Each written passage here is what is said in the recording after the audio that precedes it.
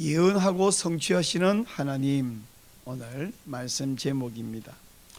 세상에는 쉽고 또 가볍고 간단한 글이 있고요, 어렵고 복잡하고 무거운 글이 있어요. 그 무거운 글은 주로 책도 두껍고 무거워요. 이 무게 자체가 무겁고 내용도 무겁습니다. 근데 약간의 예외가 아닌 대체적으로 보면 쉽고 가벼운 글은 내용도 그저 편안한데 그렇게 중요한 글이 아니고, 중요한 글은 거의 대부분 아주 어렵고 또 복잡하고 전문 용어로 써놨습니다. 근데 어렵기만 하고 내용이 안 중요하면 뭐 읽을 필요가 없죠. 근데 내용이 중요하면 어려워도 복잡해도 우리가 머리를 싸매고 읽어야 할 필요가 있습니다. 성경에서 다니엘의 이야기, 특별히 다니엘 11장은 한마디로 말해서 어렵습니다. 제가 목사이고 박사인데도 이 글이 어렵다면 성도 여러분에게도 어렵겠죠. 근데 어려우면 이해를 못하죠. 이해를 못하면 은혜를 못 받습니다. 그러면 그다음부터 아예 안 읽게 되죠. 그래서 오늘은 제가 이 어려운 다니엘 11장을 여러분에게 쉽게 설명해 주려고 노력을 하겠습니다. 그래서 오늘 이 본문을 통해서 위대하신 하나님, 특별히 예언하시고 성취하시는 그런 하나님을 만나도록 해드리겠습니다. 기대가 되시죠? 자, 오늘 말씀 다니엘 11장 5절부터 19절인데요 이제 한 부분씩 다시 이렇게 읽으면서 설명해 드리도록 그렇게 하겠습니다. 5절 말씀을 우선 보시겠습니다. 남방의 왕들은 강할 것이나 그 군주들 중 하나는 그보다 강하여 권세를 떨치리니 그의 권세가 심히 클 것이요, 이렇게 말했는데 여기 남방의 왕, 이거 누구지? 지난주에 설교했습니다. 이 사람은 프톨레마이오스, 영어식으로 톨레미 이렇게 말하는데 프톨레마이오스 1세 소테르라는 사람인데, 이 부분 지난주에 설교했고 설교한 것을 잊어버렸을까봐 제가 잘 정리해서 칼럼으로 썼습니다. 오늘 주부에 실어 놓았고요, 국민일보 더 미션에 게재해 놓았고요, 저의 다음 카페에도 또 실어 놓았습니다. 몇 시간 걸려 쓴 글인데 여러분 5분 6분만 읽으면 다 읽을 수 있거든요. 꼭 한번 챙겨서 읽으시기를 부탁합니다. 자, 5절에 나오는 이 남방의 왕은 프톨레마이오스 1세 소테르라고 말했고, 그 군주들 중 하나, 이렇게 말이 나오는데 그 군주들 중 하나, 이건 누구냐면 셀레우코스 1세입니다. 여러분 성경에서 잘 안 보던 이름이라고 익숙하지 않은데 셀레우코스, 혹은 뭐 좀 줄여 셀류코스 이렇게 발음합니다. 셀류코스인데 나중에 같은 이름을 쓰는 다른 사람들이 있기 때문에 이 사람 뒤에는 1세 이렇게 붙여요. 셀류코스 1세가 그 군주들 중 하나인데, 이 사람이 강해서 권세를 떨칠 것인데 그 권세가 심히 클 것이다, 이렇게 말하잖아요. 이 셀류코스 1세는 여러분 삼국지는 다 아시죠? 삼국지의 주인공을 여러 사람이 있지만 그 중에 제일 마음에 가는 주인공은 누구예요? 단연 유비죠. 근데 이 유비하고 셀류코스 1세하고 비슷한 경험을 했습니다. 유비가 초기에 젊을 때 힘없을 때 조조, 공손찬, 도겸, 유표 등등의 여러 군왕들에게 가서 몸을 의탁하고 이렇게 생존한 적이 있었어요. 그러다가 특별히 조조와 결별할 때는 일종의 배신을 하고 정치적 결단하고 이렇게 나온 적도 있습니다. 마찬가지로 이 셀류코스도 그랬다는 거예요. 셀류코스가 처음에는 이 바벨론 지역의 총독이었거든요. 근데 알렉산더 죽고 나서 막 이렇게 권력들이 서로 다툼할 때 안티고노스라는 사람이 오늘날로 말하면 터키 지역, 시리아 지역 다 차지하면서 이 셀류코스 바벨론 총독을 추방해 버렸습니다. 셀류코스가 추방당해서 어디로 갔냐면 저 남쪽 이집트에 있는 이 프톨레마이오스 1세에게 가서 저를 좀 거두어 주십시오. 뛰어난 사람인 줄 아니까 이 사람을 자기 부관으로 삼았어요. 그리고 프톨레마이오스하고 셀류코스하고 힘을 합쳐가지고 이 안티고노스의 아들이 데메트리오스인데, 데메트리오스의 군대랑 막 싸워서 두 장군이 싸워서 물리치기도 했어요. 이럴 때는 사이가 좋았습니다. 근데 어느 날 이 셀루코스가 이 프톨레마이오스의 군대를 거느리고 가서 전쟁을 하고 안티고노스를 물리치고 이제 북쪽 지역의 패권자가 되기 시작해요. 이럴 때부터 서로 사이가 나빠지고 결렬했습니다. 그리고 나중에는 북쪽의 주인이 돼요. 남쪽에 프톨레마이오스가 이집트 주변의 주인이 되고 북쪽 저 시리아와 오늘날 터키 이 옛날 바벨론 지역의 거대한 지역의 주인이 이 셀루코스가 되는 거예요. 그러니까 이제 북쪽은 셀루코스, 그래서 셀루코스 왕국, 뭐 셀루코스 왕조, 뭐 셀루키드 왕조 다양한 표현으로 부릅니다. 남쪽은 톨레미 왕조. 그래서 남북 개치 상태가 되는데 이 셀루코스가 북쪽 지역에 이제 어떤 왕조의 원조가 되는 것이에요. 이런 특별한 경험을 갖고 있는데, 그래서 북은 셀루코스의 왕국, 남은 프톨레미의 왕국. 그래서 둘이 막 엎치락 뒤치락 싸우고 쳐들어가고 뭐 정복하고 뺏기고 죽이고 난리를 치는 것이 한 250년 가량 쭉 이어집니다. 그러다가는 로마가 점점 팽창하면서 전 세계를 함락해 나가죠. 그럴 때에 뭐 남쪽 북쪽 할 것 없이 차례차례로 로마에 다 점령당해서 이 두 나라 이름은 로마 안에 이렇게 합병되어 버린, 없어져 버리는 그런 일이 생깁니다. 자, 이제 6절 말씀을 좀 볼게요. 몇 해 후에 그들이 서로 단합하리니 곧 남방 왕의 딸이 북방 왕에게 가서 화친하리라.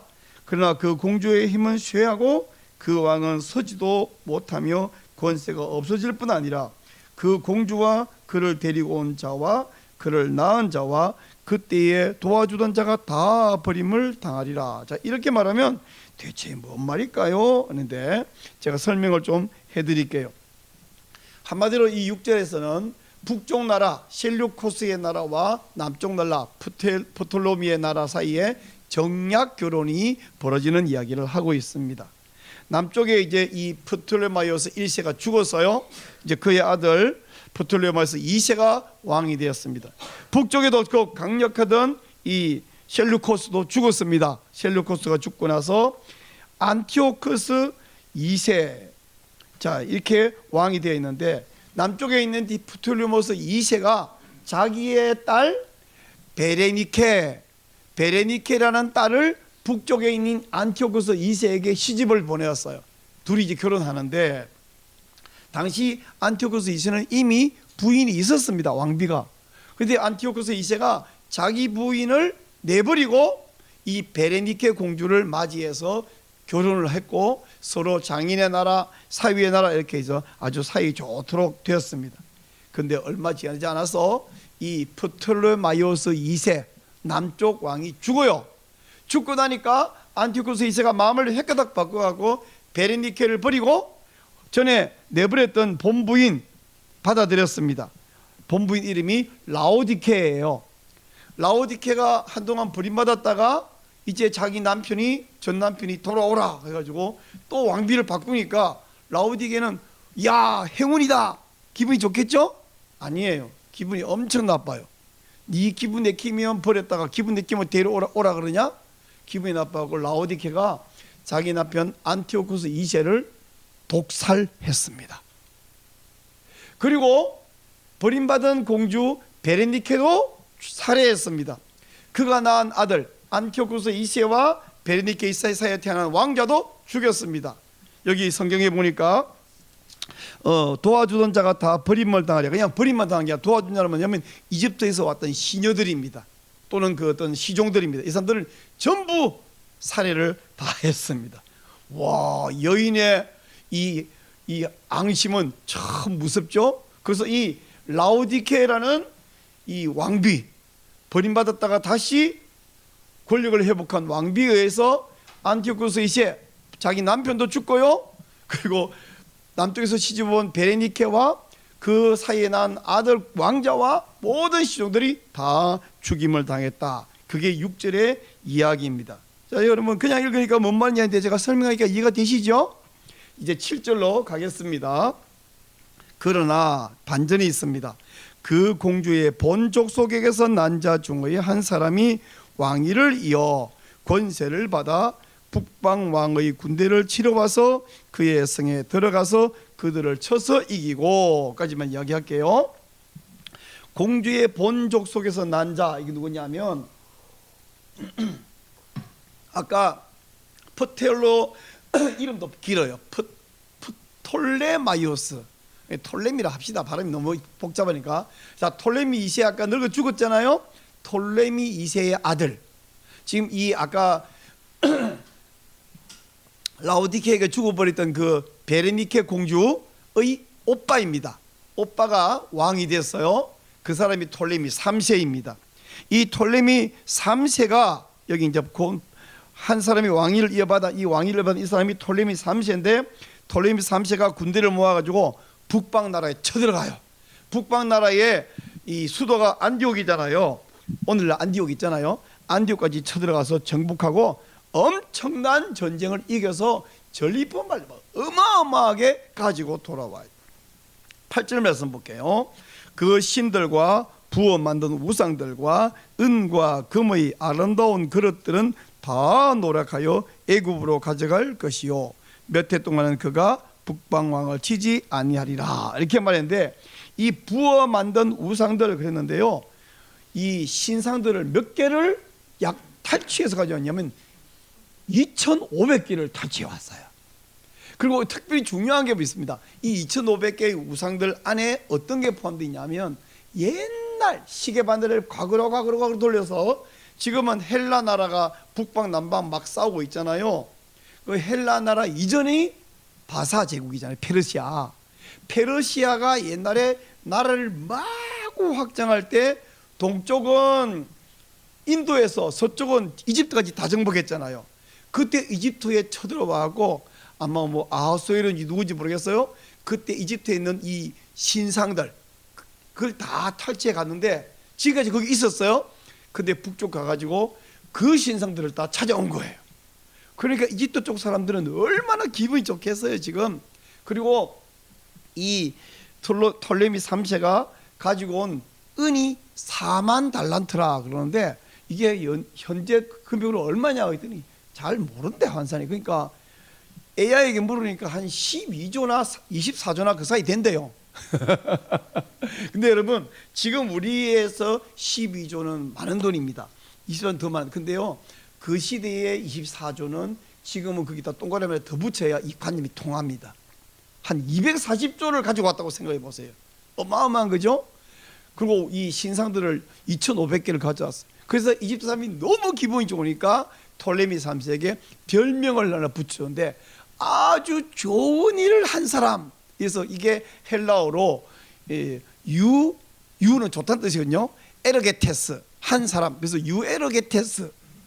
그래서 이 사람 톨레미 3세 유에르게테스 이게 그 사람의 이름이 된 거예요. 이게 지금 이 남방왕 공주의 본족 속에서 난 사람이 한 일입니다.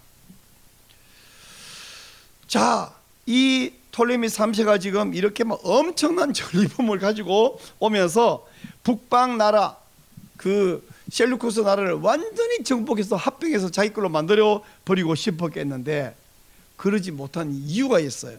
8절 말씀 끝에 보니까 몇 해 동안은 그가 북방을 치지 아니하려. 아 이제 많이 묵었다 아이가 고마해라 많이 묵었다 아이가 이게 아닙니다.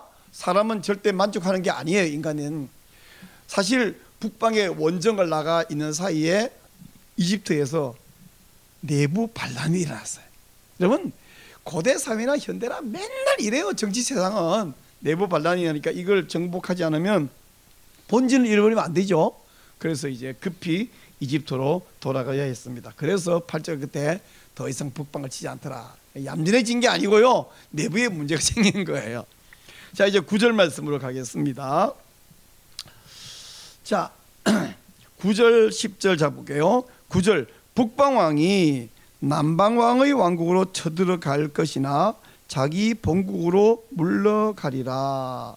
이 북방왕은 사실은 지금 북방에는 이름이 안티오쿠스 3세인데 이 9절 말씀은 사실 지금 이야기가 아니고 과거에 북방왕이 쳐들어가서 실패했던 이야기를 살짝 언급하고 10절로 넘어가는 징검다리예요. 그게 무슨 말이냐면 북방왕은 셀류쿠스 2세를 말합니다. 안티고스 3세 이전의 왕.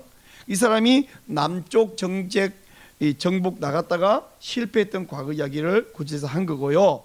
이제 10절이 중요합니다. 10절에 보니까 그러나 그의 아들들이 전쟁을 준비하고, 아까 전쟁 실패했던 셀루쿠스 2세의 아들 이야기잖아요. 그러니까 이 아들들이 할 때 이 아들들 중에 한 사람이 누구냐면 그 사람이 안티오코스 3세의 이야기를 하는 거예요.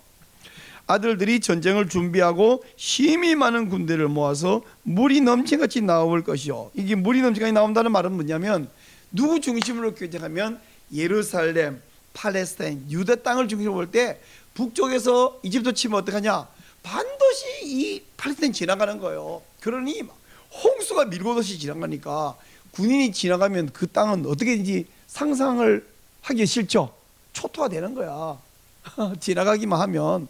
그래서 물이 넘치같이 홍수처럼 막 밀고 이렇게 남쪽으로 지나가는데, 그냥 지나가면, 우리도 옛날에 일본하고 청나라 사이에 전쟁이 어디서 있었냐? 한반도에서 하는 거예요. 그러니까 우리가 미치겠는 거지. 이 북쪽 남쪽의 전쟁 이야기가 사실은 남의 얘기가 아니라 지금 다니엘은 지금 바사에 있고요. 후제에 벌어질 일인데 예루살렘에 맨날 전쟁이 나는 겁니다. 그래서 지금 이야기가 진행되는데 물이 넘친같이 지나갈 것이다. 그래서 남방왕의 견고한 성까지 칠 것이요 라고 이야기하고 이집트를 공격했습니다. 자, 이때에 아까 그 프톨레미 3세가 어마어마한 승리를 거뒀다는 이야기 했잖아요. 막 2,500개 신상 가져가고 뭐 은 4만 달란트인데, 지금은 이제 11절 남방왕은 크게 노하여 나와서, 이 남방왕은 뭐냐면 톨레미 4세, 톨레미 4세로 11절 톨레미 4세가 되었습니다. 지금 막 역사가 쭉쭉 지나가는 거예요. 남방왕은 크게 노하여, 이 톨레미 4세가 나서 싸워서 북방왕 안티오코스 3세와 싸울 것이라. 북방왕이 큰 무리를 일으킬 것이나, 자, 북방왕 안티오코스 3세입니다. 큰 무리를 일으킬 것이나 그 무리는 그의 손에 넘겨주마. 그 누구예요? 톨레미 4세예요. 남방왕이에요. 그의 손에 넘겨준 바 되리라. 그래서 역시 이 남쪽이 이기게 되는 것입니다. 근데 12절을 볼게요. 12절 그가 큰 무리를 사로잡은 후에 그의 마음이, 이 견은 누구냐면 지금 톨레미 4세입니다. 큰 무리를 사로잡았어요. 북쪽 군대 적군 1만 명을 죽이고 4천 명을 포로로 잡았대요. 엄청난 거예요. 고대 전쟁에서 포로로 잡으면 전부 노예로 팔아먹거든요. 그 또한 어마어마한 전리품입니다.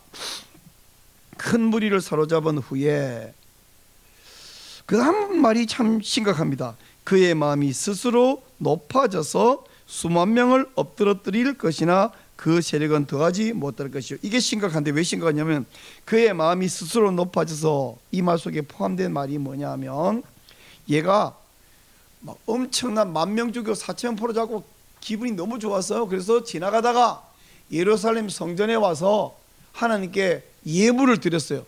잘한 거예요, 잘못한 거예요? 예물 드렸으니까 잘한 거잖아요. 그 다음 행동이 문제입니다. 지성소에 들어간다고 난리를 부리는 거예요. 지성소에 들어가면 냅둬야 돼요, 막아야 돼요? 냅두면 지가 뒤질 건데, 냅두면 될 건데, 그러나 제사장들이 냅둘 수 있습니까? 안 되죠. 유대인들이 길을 쓰고 막았어요. 절대 안 됩니다 이렇게 해서 막았더니 여기에 앙심을 보고 이집트로 돌아가서는 유대인들을 무려 4만 명을 죽였어요. 아까 북쪽 군대 10,000명 죽였다 그랬죠. 그거 4,000명 포로 잡았다 그랬죠. 근데 유대인들은 4만 명을 학살을 했어요. 여기 12절에 수만 명을 엎드릴 것이나, 이 수만 명은 북쪽 군대가 아니야. 유다인들을 4만 명을 죽인 거예요. 그 세력은 더하지 못할 것이요. 여기서부터 이 사람은 이제 세력이 약해집니다. 자, 13절로 이제 갈게요. 북방왕은 돌아가서, 이 북방왕은 아직도 안티오코스 3세입니다. 이 사람 여전히 건재합니다. 돌아서 다시 군대를 전보다 더 많이 준비했다가 몇 해 후에 대군과 많은 물건을 거느리고 오리라. 이 안티오코스 3세가 군대를 엄청 모아서 남쪽 쳐들어 갑니다. 이때에 14절을 보세요. 이때에 여러 사람이 일어나서 남방왕을 칠 것이요. 그 다음 말이 중요합니다. 네 백성 중에서도, 이 네 백성은 이제 다니엘의 백성이잖아요. 유다인을 말합니다. 포악한 자가 스스로 높아져서 환상을 이루려 할 것이나 그들이 도리어 걸려 넘어져. 이게 심각한 말입니다. 포악한 자, 14절에 포악한 자, 이게 누구냐면 동족을 배반하고 율법을 어기면서 권력을 잡으려고 하는 사람들을 지금 포악한 자라고 말합니다. 이 우리나라로 치면 권력을 거머쥐고 나라를 정복하기 위해서 중국에 빌붙어갖고 나라를 망치는 사람하고 똑같은 거죠. 그런데 14절 보니까 이들이 환상을 이루려 할 것이나, 이 뭐냐면 북방에 빌붙으면 우리나라가 번영하리라 라고 하는 야무진 착각, 환상을 갖고 있는 거예요.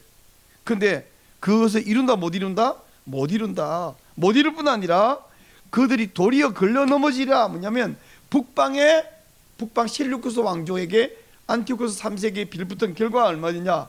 이 안티오코스 3세 다음에 등장하는 안티오코스 4세, 우리 성경 다음 부분에 나올 이야기인데요.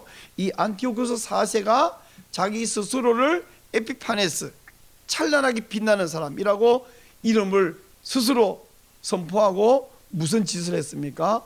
예루살렘 성전에 제우스 신상을 세우고요, 번제단에 돼지 피를 뿌리고요, 이렇게 성전을 모독한 일까지 발생했어요. 결국 도리어 걸려 넘어지리란 말이 북방에 빌붙으면 우리나라가 안전하고 잘 살 수 있습니다라는 환상을 가지고 북방에게 비먹기 위해서 율법도 어기고 동족도 팔아먹던 이 사악한 자들, 이 포악한 자들이 도리어 나라를 망치게 됩니다. 이런 이야기를 하고 있습니다. 자, 이제 15절로 갈게요. 이에 북방왕은 와서 토성을 쌓고 견고한 성읍을 점령할 것이요, 남방 군대는 그를 당할 수 없으며 또 그가 택한 군대라도 그를 당할 힘이 없을 것이므로. 자, 15절이 말합니다. 안티오코스 3세가 전쟁에서 이길 거다 예언을 합니다. 이제는 이 팔레스타인, 오늘 이 이스라엘 땅에서 더 이상 이집트 세력은 힘을 못 쓰고 완전히 밀려나가 버렸습니다. 안티오코스 3세는 이제 말릴 사람이 없어요. 그래서 16절, 오직 와서 치는 자가, 이 와서 치는 자는 안티오코스 3세입니다. 자기 마음대로 행하리니 이제는 아무도 못 말립니다. 그를 당할 자 없겠고 그는 영화로운 땅, 영화로운 땅은 예루살렘이에요. 유다 땅입니다. 그는 영원한 땅에 설 것이요 그의 손에는 멸망이 있으리라. 아자, 아까 포악한 자들이 안티오코스 3세 편에 가자마자 해서 막 율법도 어기고 동족도 팔아먹었다 했지 않습니까? 왜 이럴 수 있냐면 지난번에 톨레미 3세가 유다인 4만 명을 죽인 적이 있잖아요. 그 일 때문에 이집트 버리고 우리 시리아 쪽에 붙으면 돼 그랬는데, 시리아 쪽에 붙으면 된다고 할 때에 막 포악한 불법을, 율법 어기는 짓을 했는데 결국 안티오코스 3세가 엄청 힘이 세서 이 남쪽 이집트를 완전히 밀어냈습니다. 야, 이제 자기 편 들어준 사람도 있고 이 유다 땅에 정말 선정을 베풀고 번영이 있고, 그러면 불행 중 다행이 있지 않겠어요? 근데 불행 중 다행이 아니라 어떻게 됐습니까? 16절 같은 보니까 그의 손에는 멸망이 있으리라. 이 사람이 예루살렘에 멸망을 가져왔다 하는 말씀을 합니다. 예루살렘을 마음대로 주무르고 이 시리아 사람들이 이 셀루코스 왕조의 이 안티오코스 3세가 무슨 여호와를 경외하겠어요? 얘네가 무슨 성전을 귀여기겠어요? 안 귀여기고 이 사람의 다음에 안티오코스 4세는 성전을 아주 완전히 모독했지 않습니까? 멸망이 있을 것이다. 이제 17절부터 마지막 부분 이야기입니다. 17절을 볼게요. 그가 결심하고 전국의 힘을 다하여 이르렀다가 그와 화친할 것이요 또 그 여자의 딸을 그에게 주어 그의 나라를 망하게 하려 할 것이나 이루지 못하리니 그에게 무익하리라. 여러분, 이게 이해가 안 되는 이유가 있어요. 그가, 그의, 그 여자의, 그날을, 그가 누군데? 이거 완전히 저 전라도 쪽 분들이 그 시기가 그 시기에서 이런 말 잘하더라고요. 보니까 이 그 시기가 누군데 이해가 안 되는 거잖아요, 그죠? 왜냐하면 이게 지금 예언이잖아. 이 벌어지는 현상은 BC 한 200년 300년 사이, 또 저 뒷부분은 100 몇십 년 사이 이야기인데, 이 예언이 주어지는 538년에 주어졌잖아요. 538년에서 한 300년 후의 이야기니까 이름은 등장하지 않고 계속 그가, 그 사람이, 그, 이러니까 우리 읽는 사람은 눈만 깜빡깜빡거리면서 그가 누군데요? 그 시기가 누군데요? 그 시기가 그 시기 할 것이다, 이런 시기니까 이해가 안 되는데, 제가 설명해 드릴게요. 이 17절은 또 다른 정략 결혼. 아까 앞부분에서 프톨로미가 자기 딸 베레니케를 북쪽 왕에게 왕비로 주어서 정략기로 했던 이야기 있었는데, 이번에는 거꾸로입니다. 안티오코스 3세가 자기의 딸을 남쪽 왕에게 이제 시집을 보내는 거예요. 그럼 왜 이런 시집을 보내느냐 그러면, 우선 여기 재미있는 표현이 나옵니다. 중간에 보니까 또 여자의 딸을 그에게 주어. 여러분, 세상 전지 여자가 안 낳은 딸이 있습니까? 다 여자가 낳았죠? 그 왜 여자의 딸이라 그러느냐? 이게 이제 여러분 알아야 되겠냐면, 여자의 딸이란 말은 여자 중에 여자, 여자스러운 여자, 아주 여자다운 여자. 그게 뭐예요? 아주 예쁜 여자는 뜻입니다. 이게 이제 유대인들의 표현으로 여자의 딸이란 말은 아주 예쁜 미인인데, 그 사람이 이름이 누구냐면 클레오파트라입니다. 근데 여러분 잘 아는 그 로마 시대의 유명한 그 요부라고 흔히 알려져 있는 클레오파트라 있죠? 그 사람은 클레오파트라 7세이고요. 이름만 같이 전혀 다른 사람인데요. 이 사람은 클레오파트라 1세입니다. 다른 클레오파트라는 사람 이름 많이 있겠지. 근데 역사에서 유명하고 알려진 사람으로서는 이 사람이 첫 번째로 등장해서 우리가 이제 클레오파트라 1세라고 부르고요. 나중에 그 유명한 클레오파트라 7세하고 이름만 같은데, 어쨌든 이름이 같아서 그런지 이 여자도 여자의 딸, 그렇게 예뻤던가 봐요. 이게 이제 안티오코스 3세의 딸입니다. 자기의 딸을 이 남쪽에 있는 프톨레마이오스, 톨레미 5세에게 왕비로 주었습니다. 자, 그러면 엄청 힘이 센 나라가 그냥 먹어버리면 어떻게? 이 정략기를 왜 하냐 그러면 이유가 있어요. 이 사람이 지금 그 서쪽에 로마가 막 팽창이 왔어요. 로마는 BC 한 800년부터 시작해갖고요, 이 BC 한 50년 그 중에는 지중해 전역을 다 먹었거든요.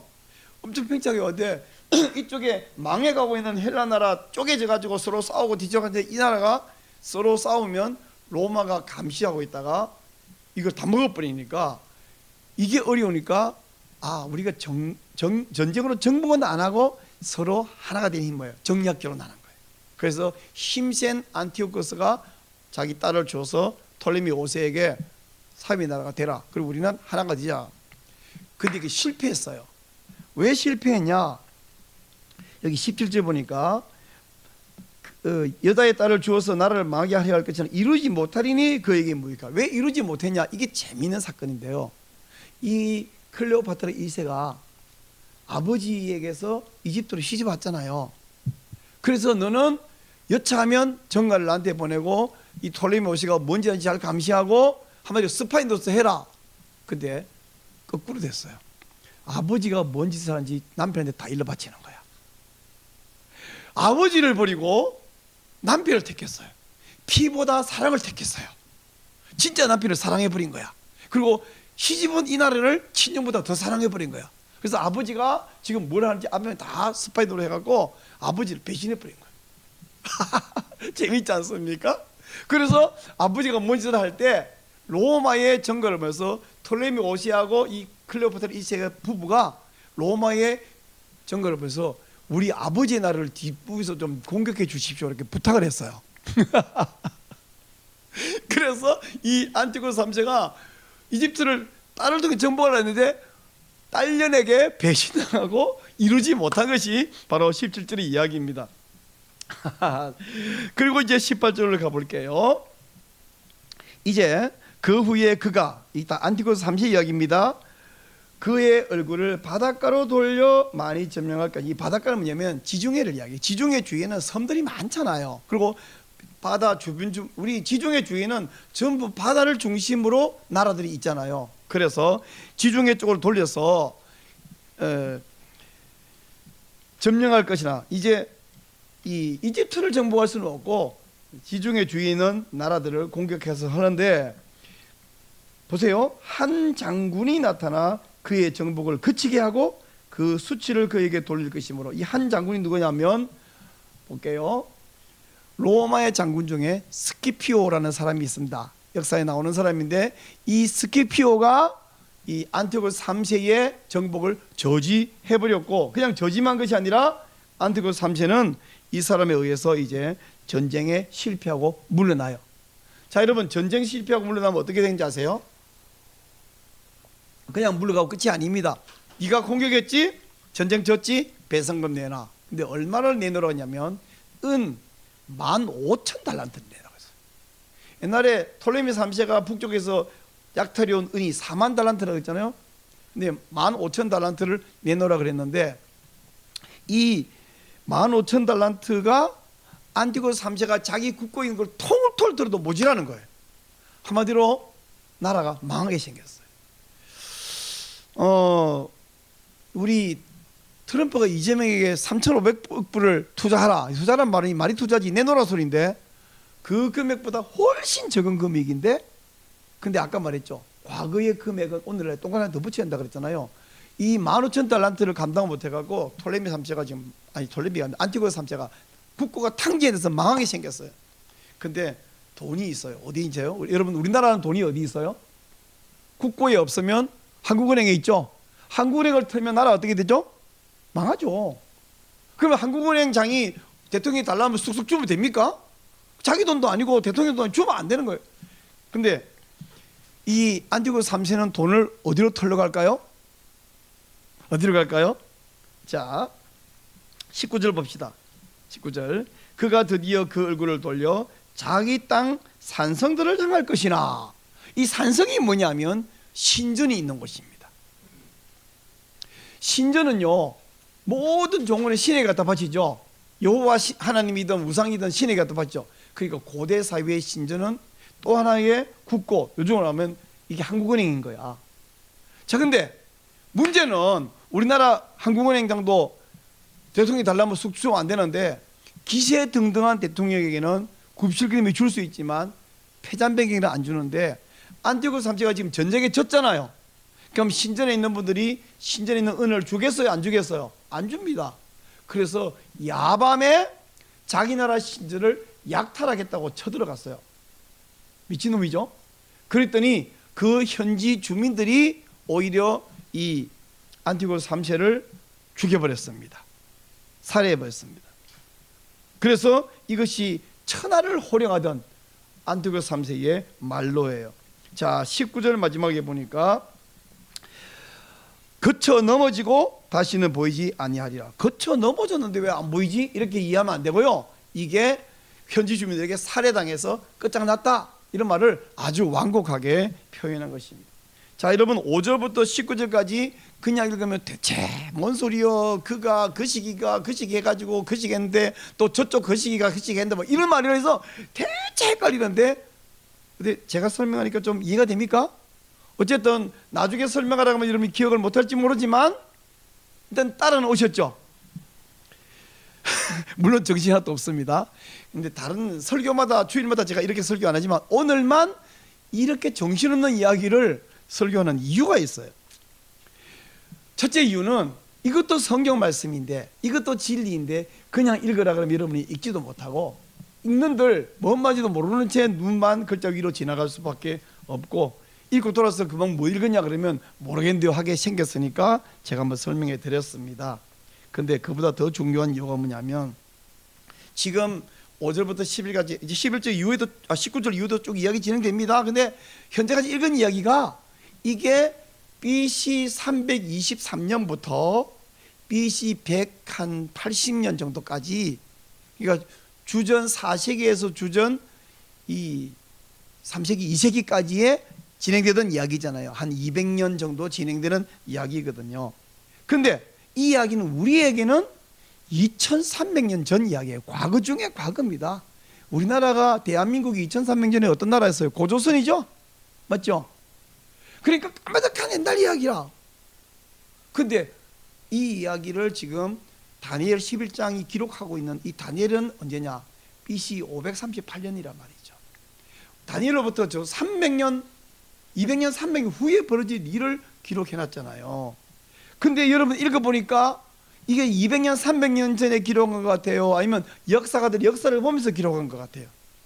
다만 과거의 미래 예언이기 때문에 이름이 등장하지 않아서 계속 남방왕, 북방왕, 그가 이래서 그렇지, 이름을 갖다가 그가를 지우고 이름을 다 집어넣으면 정확한 역사 요약이란 말이죠.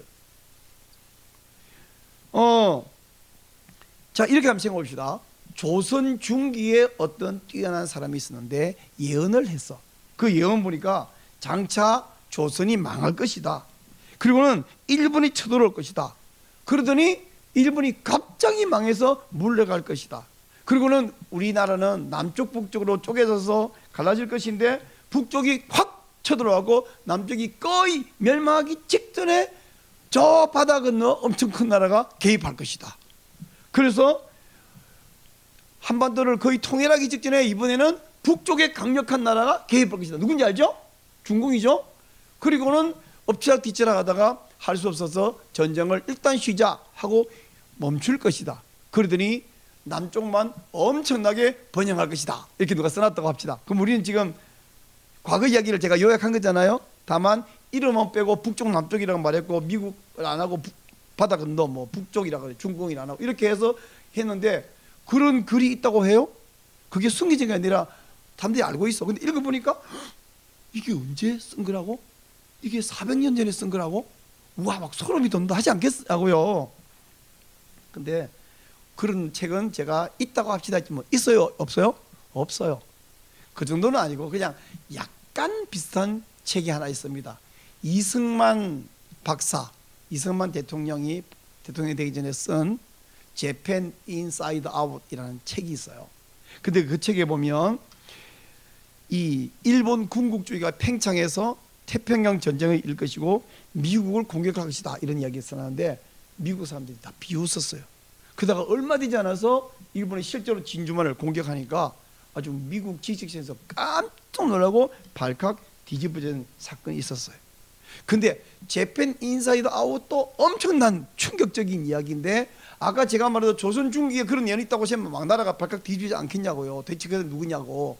근데 그런 책도 없고 재팬 인사이드 아웃은 아주 짧은 시간의 미래 예측일 뿐이지 이렇게 300년, 400년, 500년, 600년 어떤 정확한 예언은 아닙니다. 근데 재팬 인사이드 아웃이 대단한 것이지만 다니엘의 예언하고 비교하면 비교할 바가 못 되죠. 왜냐하면 이건 이승만이 아무리 지가 뛰어나고 공부를 많이 했고 머리가 좋고 환상을 받더라도 이만큼 예측한 것이 예언이 아니라 예측한 것이고요. 다니엘은 이게 지금 되어지는 현상을 보고 예측한 건가요? 아니에요. 이 현상하고는 장차 그런 일을 상상할 수 없어요. 왜 지금은 바사가 멀쩡합니다. 고레스가 있어요. 그런데 고레스 이후에 알렉산더라는 놈이 누군지 예측이 되냐고. 알렉산더가 갑자기 죽을 게 예측이 되냐고. 그리고 이 북쪽 남쪽이 이렇게 뒤척지락 아까 셀루코스 1세처럼 안티고노스에게 피해가지고 도망갔다가 또 프톨레미에게 붙었다가 다시 북쪽을 차지하고 이런 일이 예측이 되냐고요. 이건 예측이 되는 게 아닙니다. 예언이에요. 이 예언이 가능한 이유는 현상을 보고 말하는 것이 아니라 하나님께서 그에게 이 예언을 주셨기 때문에 예측이 절대로 안 되는 이것을 예언한 것입니다. 결국은 하나님은 누구냐? 하나님은 예언하시고 성취하시는 하나님이십니다. 여러분 예레미야 33장 2절에 예레미야는 이렇게 예언합니다. 일을 행하시는 여호와 그것을 만들며 성취하시는 여호와 그 이름을 여호와라 하는 이가 일어노라 이렇게 말씀하고 있어요. 한 따라 해보실래요? 일을 행하시는 여호와 그것을 만들며 성취하시는 여호와 이게 예레미야가 하나님에 대한 묘사예요. 우리 하나님은 일을 만든다는 것은 그건 뭐 자꾸만 사건 만든가 아니라 앞으로 될 일을 스스로 계획한다는 거예요. 그리고 그 계획한 것을 계획만 세우고, 우리 이런 그 자조적인 말이 있어요. 바보는 허구한 날 계획만 세운다. 계획만 세우고 이루지 못하면 그 바보죠. 바보는 허구한 날 계획만 세운대. 근데 중요한 것은 이루는 거잖아요. 물론 계획 같은 거 없이 막 그냥 눈앞에 닥친 대로 해서 이루는 것도 괜찮겠지만, 자기가 계획을 딱 세우고 그대로 착착 이루 나간다면 능력 있는 사람 아니겠어요? 근데 우리 하나님은 일을 만드신다. 즉 계획을 세우신다. 작정이에요. 작정. 만든다. 결정을 만든다. 그리고는 그것을 성취하신다. 우리 하나님은 일을 작정하시고 예언한 것을 이루시는. 근데 하나님이 홀로 마음속에 작정하고 홀로 이루셔도 되는데, 그걸 사람에게 알게 하시는 것이 하나님이에요. 그걸 보고 우리는 계시라고 하죠. 하나님은 혼자 계획한 것을 혼자 이루시는데, 이루시는 그 과정에 사람에게 예언, 계시해서 그걸 따르라고 말씀하시는 거예요. 우리는 사람이 과거에 거짓말 허구한 날 하는 사람은 말을 안 믿고요, 자기가 한 말은 정말 목숨이 날아가지 않는 한 지키는 사람은 그 사람 말을 믿습니다. 그러면 우리 하나님 어떠냐? 성경에 예언했어요. 그걸 다 이루셨는데, 지금 다른 것도 다 이루셨지만 다니엘에게 했던 이 BC 538년 했던 이 예언을 지금 고레스 또 알렉산더 이거 다 이뤘지만, 이 특별히 프톨레미하고 이 셀루쿠스 사이에 왔다 갔다 하는 이 전쟁 이부머리 읽을 때 BC 한 323년부터 한 180년 사이 있었던 이야기만 봐도 와, 정말 놀랍다. 이건 절대로 미래에 쓸 수 없는 이야기이며 과거에 되어진 역사를 보고 요약할 때만 쓸 수 있는 가능한 이야기다. 쉽지 않습니까? 이 세상에 대한민국 사람 가운데 한 90%는 예수님을 안 믿어요. 왜 안 믿냐면 성경을 안 믿기 때문에. 그 사람 성경을 안 믿는 이유는 성경을 쭉 읽어보니까 엉터리야. 그래서 안 믿는 게 아니라 성경을 안 읽었고 무지하고 그래서 안 믿습니다. 아니, 세상에 내가 보니까 거짓말이다, 이건 말이 되는데, 안 보고 모르는데 모르지만 거짓말이다, 이게 말이 되냐고. 어떤 사람 저 거짓말쟁이야. 왜? 내가 그 사람이 뭔 말인지 모르거든. 그러니까 거짓말쟁이야. 이 말이 됩니까? 들어봤는데 확인을 못해 거짓말이더라. 얘가 거짓말쟁인데 그 사람이 누구며 그 사람이 무슨 말 했는지 혹은 그 사람이 무슨 책을 썼는지 하나도 안 읽어보고 덮어놓고 나는 그 사람은 거짓말쟁이라고 생각합니다. 그래서 안 믿어요. 그거는 지가 그냥 안 믿기로 작정한 것이 못 믿는 것이 아니지 않습니까? 성경을 안 읽어보고 성경에 예언된 것이 사실 확인 안 하고 안 믿어. 근데 여러분, 우리는 어떻습니까? 그러니까 참 어려워서 평소에 읽기 어려웠던 다니엘 제가 오늘 설명해 드렸어요. 우리가 과거 2300년 전 이야기를 알고 있습니다. 물론 우리가 역사가가 아니어서 다 모르는데 뭐 좀은 검색하면 AI에서 다 말해줍니다. 보니까 다 맞아요. 그렇다면 538년 BC 기록한 이야기가 향후 600년간 벌어진 모든 일이 그대로 진행된 팩트라면 성경에 아직까지 성취 안 된 예언은 그대로 이루어진다, 안 이루어진다?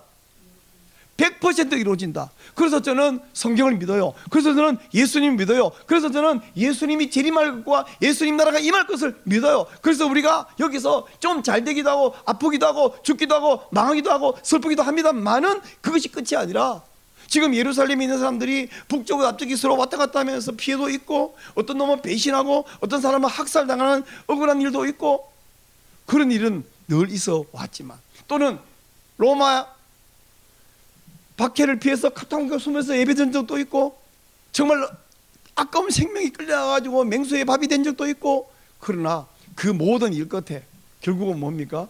요한계시록에 수없이 아직 이루지 않은 일들을 볼 때에 이게 뭔 소린가 잘 모르겠는 부분도 있지만 지금 다니엘을 봐요. 그가 남방이 북방이 그가 그녀의 딸이 이게 뭔 말인지 잘 모르겠지만 지나고 보니까 우리는 선명한 것처럼 요한계시록에 있는 어떤 일들이 이게 뭔 말이지?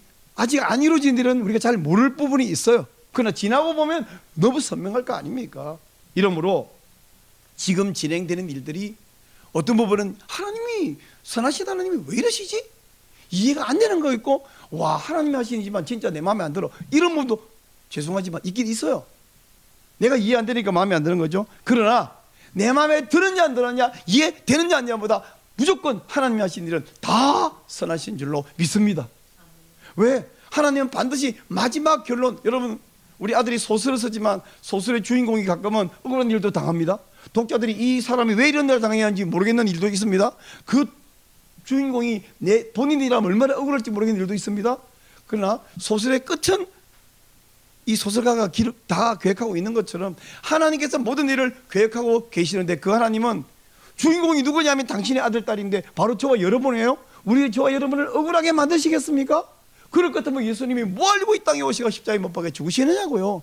하나님이 작정하고 하나님이 다 이루신 일을 우리에게 왜 알겠냐면, 날 무조건 믿고 따라와 라고 말해도 되는데, 그러나 내가 뭐 할지 알려줄게. 그리고 내일 무슨 일일지는 네가 굳이 잘 모르겠지만 전체 흐름에서 무슨 일이 벌지 내가 말해줄게. 그러니까 날 믿고 따라와라고 말씀하는 것이 바로 성경이고, 그 성경 가운데 특별히 다니엘 11장을 오늘 우리에게 이야기해 주고 있습니다. 그러므로 하나님이 하시는 일은 다 옳은 줄 믿는다면 우리 하나님 믿고 따르는 저와 여러분에게는 염려와 걱정이 있다 없다?